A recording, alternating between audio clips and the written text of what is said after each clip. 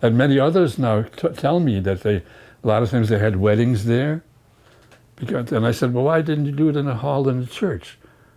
He said, I don't know, but they seem to have a good place to have a, whatever, wedding. I said, but that's a communist place. But they didn't think of it as a communist place. Well, it was open till 72, right? It closed in 72. Well, whatever, yeah, it probably didn't. Yeah, but but you see, a lot of the people that they were originally communists, they eventually became like Americanized. They forgot what communism was, that communism was Stalin. Communism was death.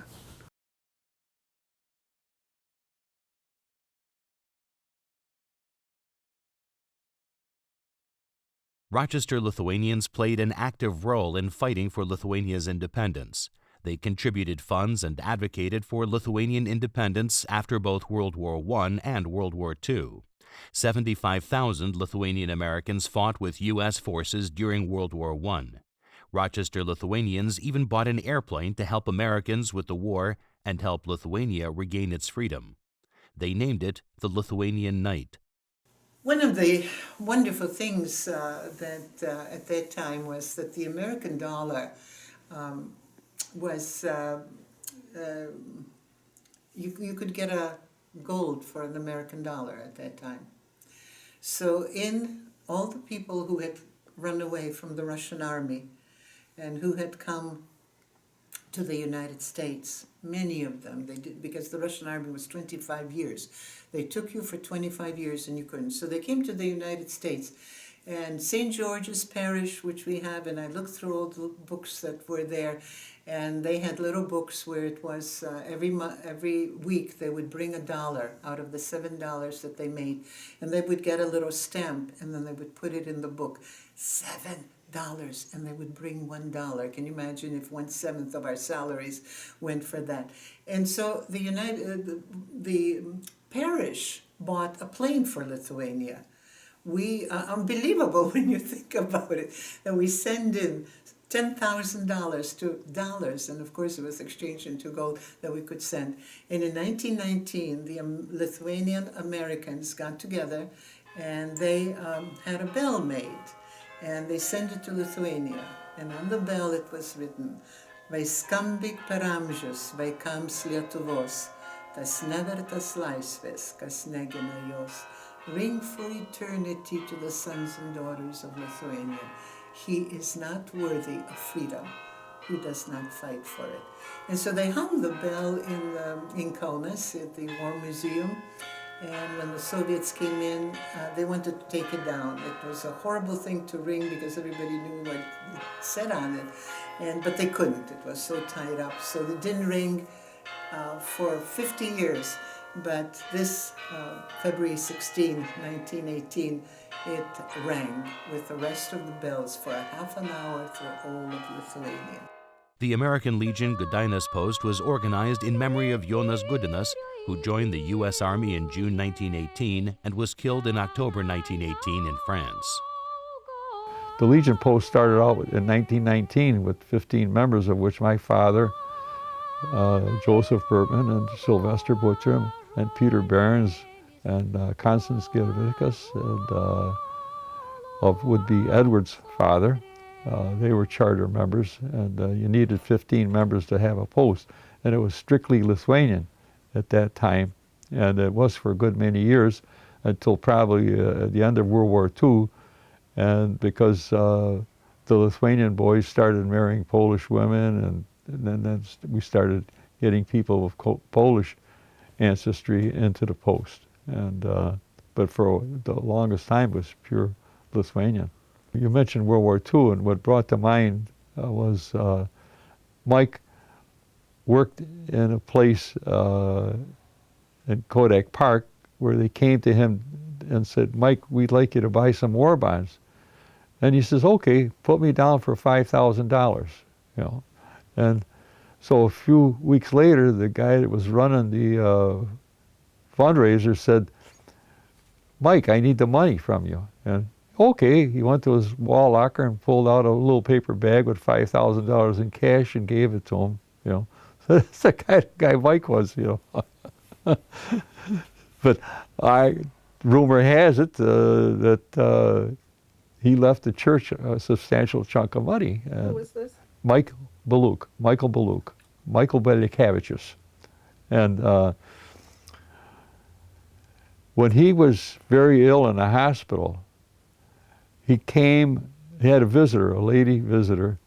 I think it was Angela Wisnowska, I can't swear to that, but she said, Mike, you need a haircut. I'm going to get you a haircut. And so she brought in a barber and got him a haircut, and he says, I won't forget you for this. And he left her $5,000 in his will, you know. But the majority of his money, I believe, went to St. George's Church. Ed was, and his mother was, a very staunch member of the Guidance Post, because she would march and have a hat, and one day in February, they would all get around the flag outside and shoot guns and have a ceremony that would include people who were in the wars past, to make sure that they were honored during that time. My father signed me up for the American Legion, so I became, I'm now at this point, 65 years a member of the American Legion. And so what happened when I came home from the Army, I went ahead and went to night school after I got married for 12 years to get my engineering degree. And so I wasn't very active with the American Legion at the time. And but then once I got out of the school in 1966, I became the adjutant and was there for 45 years until the post dissolved. But I was involved in keeping track of the records and the membership and writing meeting notes and helping promote the Memorial Day breakfast, at which time we used to have like 120 people come, and General Parrish would attend, and the Lithuanian, or the women, or the auxiliary for the post, they would put on the breakfast, and the Unitas family, they were big in that, and they helped a lot. They had a big parade. It came up Hudson Avenue, and we went down Clifford Avenue, and there were other Legion posts there from the Polish community, and they had a squad of marchers there from the Marine Reserves, and I was in my Army uniform, and I marched with the Marine Reserves, and we were there in front of the flagpole during the dedication, and I believe Frank Cherlin was involved in it, but that happened in 1952. The church got sold, and Gene Vidmanton says to me, Al, I think you ought to take the stone away. And I said, okay. So my daughter had a van, and I borrowed a hand cart, and we built a ramp, and we backed the van up as close as we could get it, and pried the stone loose with crowbars and got it. And I stored it in my garage for 3 years, and I didn't know what to do with it. So I shopped around, and I had an inspiration. I went to Holy Sepulchre Cemetery and talked to the manager there, Jack Driscoll, and he says, oh yes, I can find a place for that stone. I gave him a picture of it, and he talked it over with his supervision, and they said fine. So now it sits on the Dewey Avenue side. There's a military section there, and it's very, very nicely done the way they mounted it, and it sits there.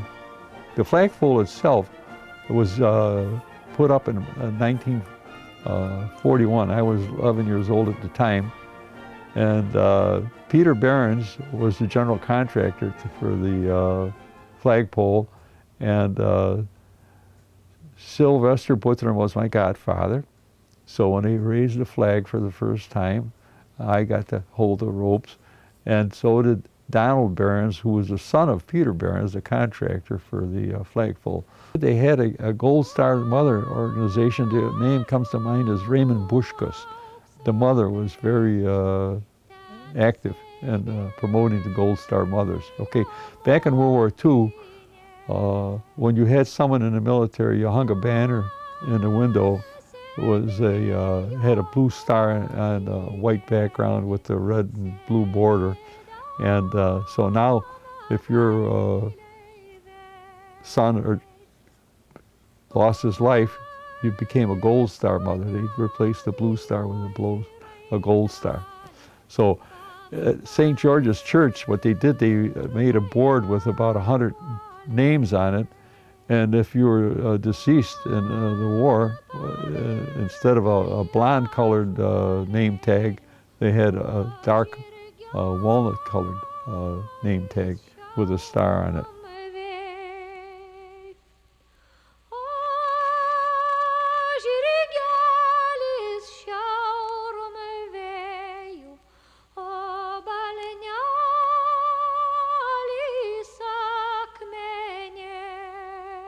Back in 1951, when I got inducted into the Army and moved to Fort Dix, New Jersey for processing, about the 4th day in, we filled out a lot of forms, and one of the forms asked for my nationality, so I put down Lithuanian. And a few minutes afterwards, when we handed in all the forms, the lieutenant in charge called me up to his desk and said, you have to change this to Russian. I says, what do you mean? I'm Lithuanian nationality. My parents came from Lithuania. And he said, no, this sheet I have here, and he held up a laminated piece of paper, and it had all the Baltic countries on there, and off to the side, Russian, that we were all to be considered Russian. So that meant the Lithuanians and the Latvians and the Estonians and the Finnish, all were going to be Russian, in the eyes of the U.S. Army, at least. World War II brought Russian and German forces into Lithuania, seeking total control over the country.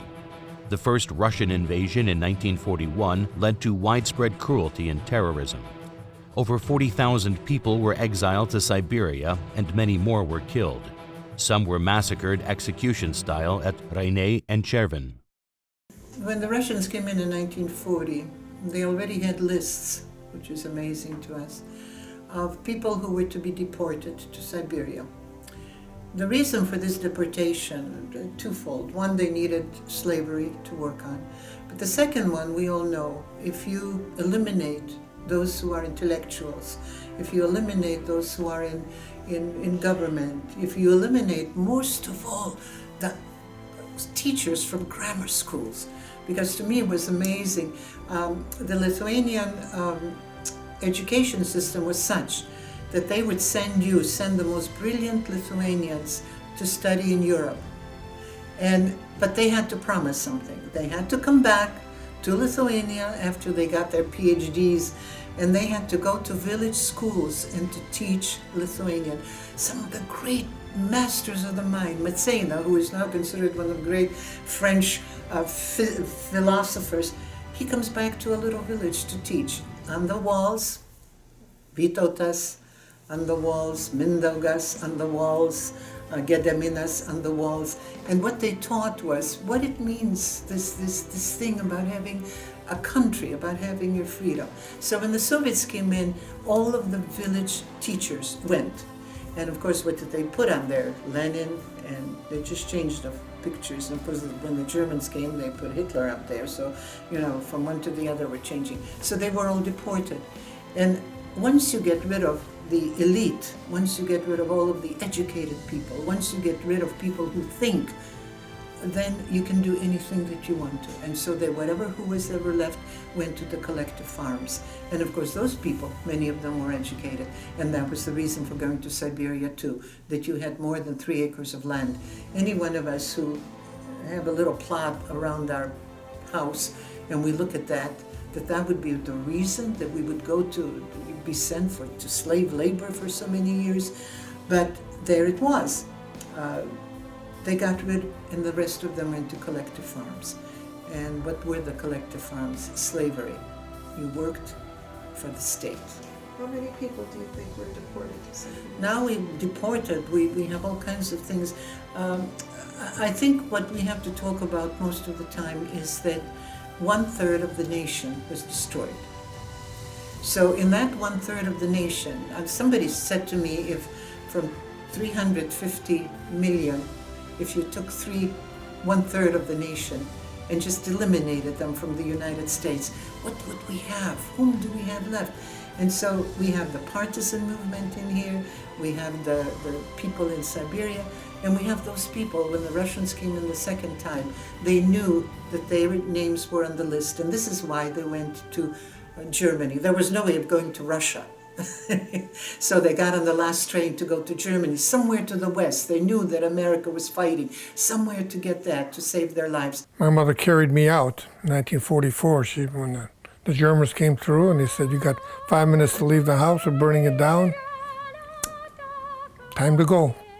So she picked me up and with my adopted sister, and we took off.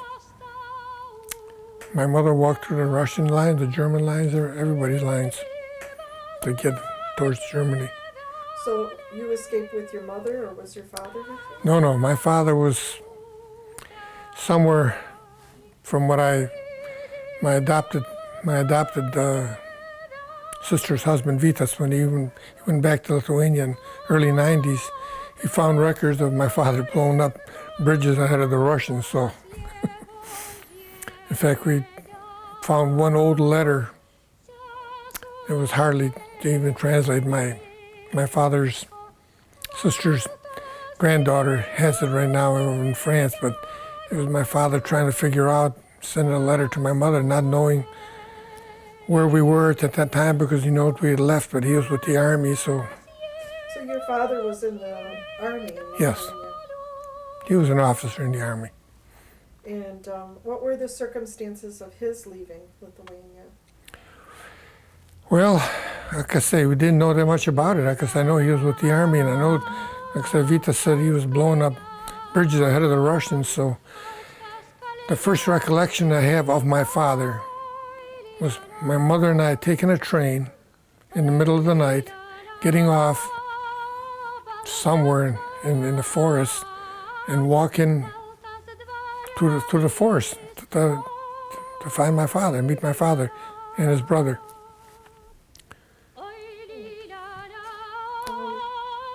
We lived on German farms for a while before to get into the Displaced Persons camp. I don't know how they were set up until they were set up, What was that like, living on German farms? Were the people nice? According to my mother, she sold all her jewelry for food, everything that she had to get food. That was the main thing at that point. But the Germans didn't turn you in? Or... No, my mother, they were going to turn a woman with a baby, One day, the neighbors came running over to us and said, "What are you doing? You're not doing anything. Do you know that the Russians are just about crossing the border," which was now the border from Lithuania into German-occupied mainland, Klaipėda. She said, "What?" She just grabbed us, and now she had us 3 children, put stuff on a bicycle, took us to, where the Baltic Sea is, and there's the Curonian Sea in the middle. But see, as a child, I knew all those areas.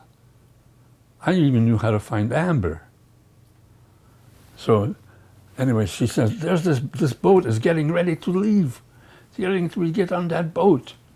So she grabbed stuff within suitcases on the bicycles, or one bicycle, took us to the boat, took the bicycle back, grabbed a few other things along the way, and we got on this boat. This was in the spring of '44. Okay, and so that's how when we got on the boat, this Curonian area, which is, she knows exactly what I'm talking about because she was there with me this last year. And we went and we passed those little towns which had German names and had also Lithuanian names, because part of Prussia was really part of Lithuania at one time. So those areas were occupied or lived with Lithuanians, Lithuanian farmers, with real Lithuanian last names. And anyway, then we went all the way with this boat and a little bit along, and then they put us on a train and they took us into more central part of East Prussia. And then we stayed there. And this was now in the beginning of 44, like, spring of 44 roughly. Then the Russians were beat back a little bit. My mother went back to our house, got some more stuff, like Patalina, bed stuff and stuff. But my father couldn't find us yet. But so he went to to my uncle. There's another story about that. In Königsberg, they call it Kaliningrad now, the Russians, or the Putin people, as they call them. And then when the advance of the Russian front advanced, my father eventually found us not there, but in another town, because we kept contact with this uncle, who was a trained naval person, not military person, not as they falsely call in the United States Marines, nothing like that. He was a naval person, he handled boats.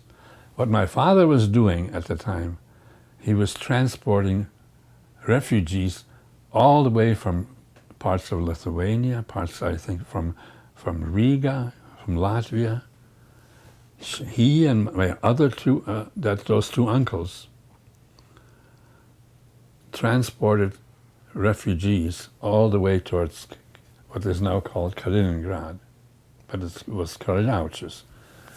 Anyway, so that's how he got in contact with us, because we kept somehow writing letters here and there.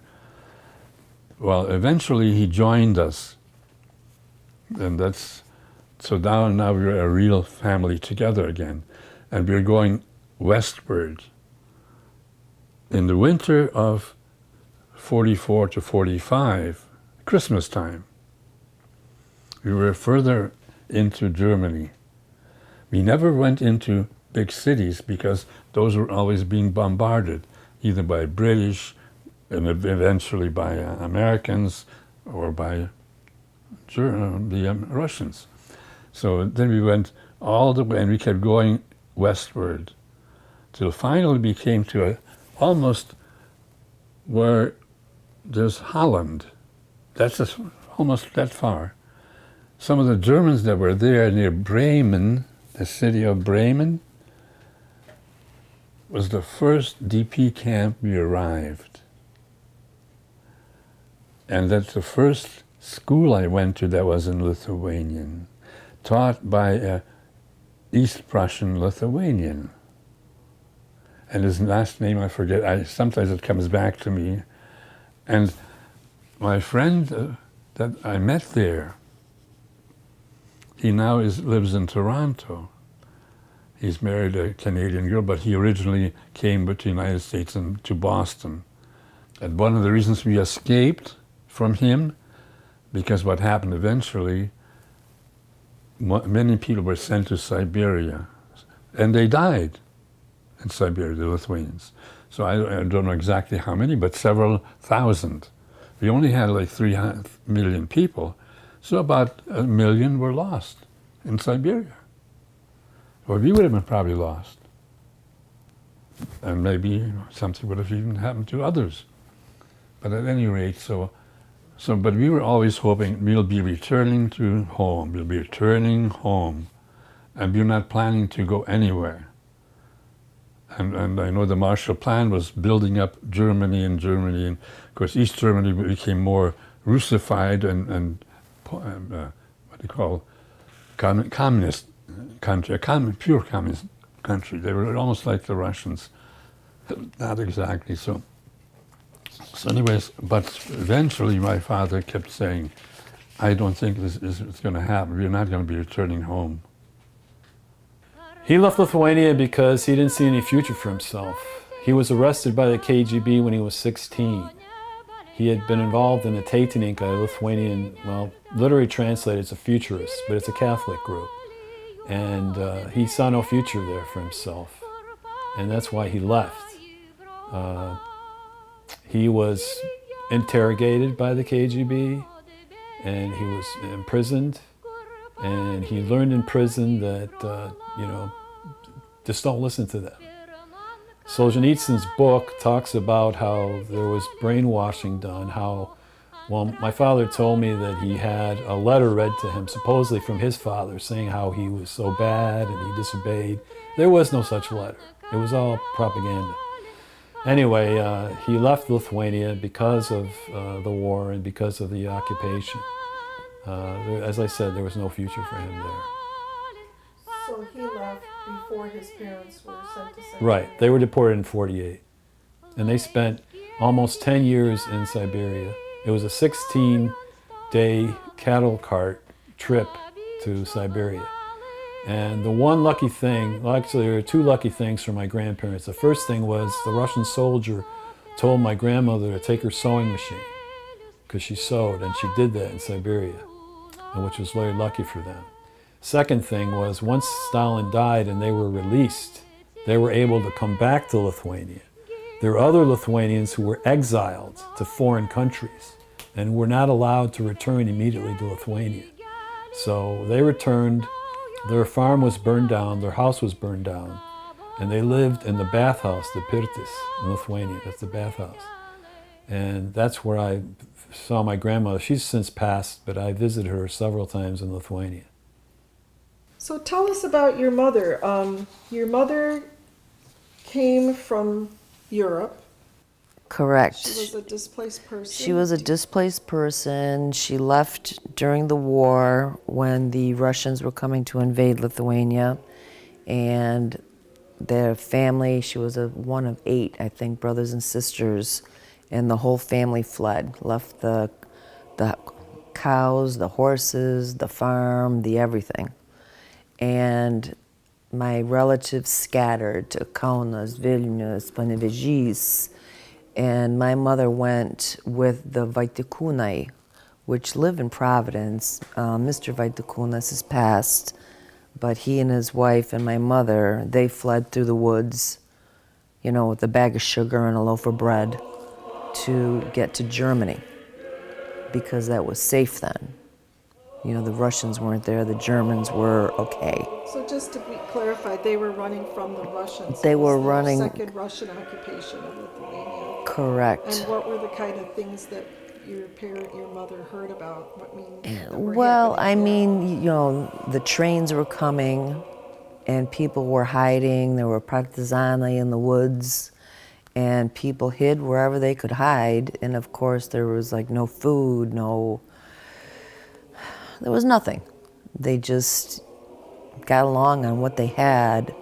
And I know one story my aunt told me, who is now passed, she jumped out a second-floor window because she saw they were coming to the house. Somebody gave word. My mother's parents, the farm was well-to-do, so of course they went after everybody who was well-to-do first. And I had an uncle who was a priest who they shipped off to Siberia, and that was their system. The higher up you were, the more educated you were, the more of a target you were. People had to make some pretty hard decisions in Lithuania. The Soviets Stalin had a plan. His plan was to rid Lithuania of what he considered the landowners and the intellectuals. And so people began to get rounded up and sent to Siberia, which is what happened to my grandparents on my father's side, and which is where they also perished. And so my father was told he was indigenous, he was told not to return to his village. In fact, people thought that he had joined the partisans. And so, but he fled, and people who fled to Germany at that time really thought they were going to return in a short period of time. So that was the circumstance that made him leave Lithuania. As I said before, that's something that they really didn't want to do, but needed to do in order to survive. A way to just sum up my dad was a person, just as my mom, who whose heart was broken to leave Lithuania as young people. It had regained its independence. It just had independence for 22 years, so I guess they knew it for 23. My dad did. And so, kind of one of, I guess, his mission in life was really to work to try to make Lithuania free again, which amazingly he saw in his lifetime. And so he passed on that fervor to us. He had his own kabinete, as they used to call it. He had his own doctor's office, and Laima Vasilienė's mother, Jono Šoninė, she used to work there for him in Vilnius. She would worked in the office. And then when my father heard from some Jews that his name was on the list for Siberia, and then he got scared, so he went one way, and now everything for me is fuzzy, and my mother went another way, and then they hooked up because now they've both passed, and now when you want to know, I haven't got anybody to tell me. But I know that when they were running, my mother says, well, first they thought they're going to be coming back, but my mother says, well, I'll grab your diplomas. I'm going to grab your diplomas. My father says, oh, I don't need those. I've got everything up here. And my mother says, no, I don't know. She grabbed those. And that's what kept him as a doctor here, because he showed all the diplomas. But he had to start as an intern.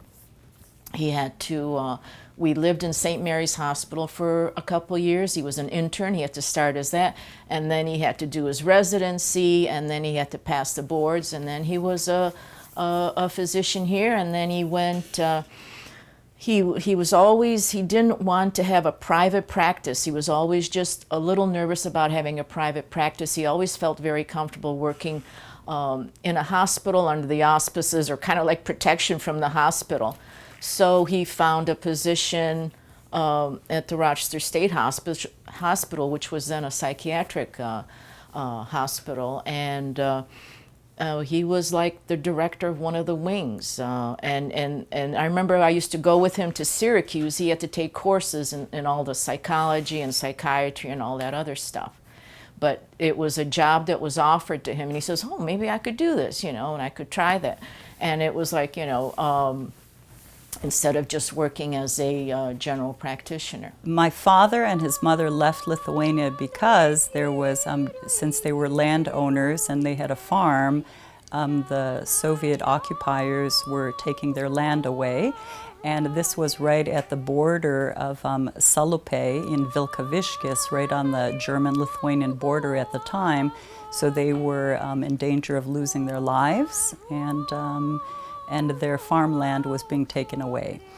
And his sister was a teacher in Kaunas, and she was not able to get away. As I understand, the war border had already shifted. So he and his mother emigrated to Germany. And it's interesting that my father spoke very, very little about those times.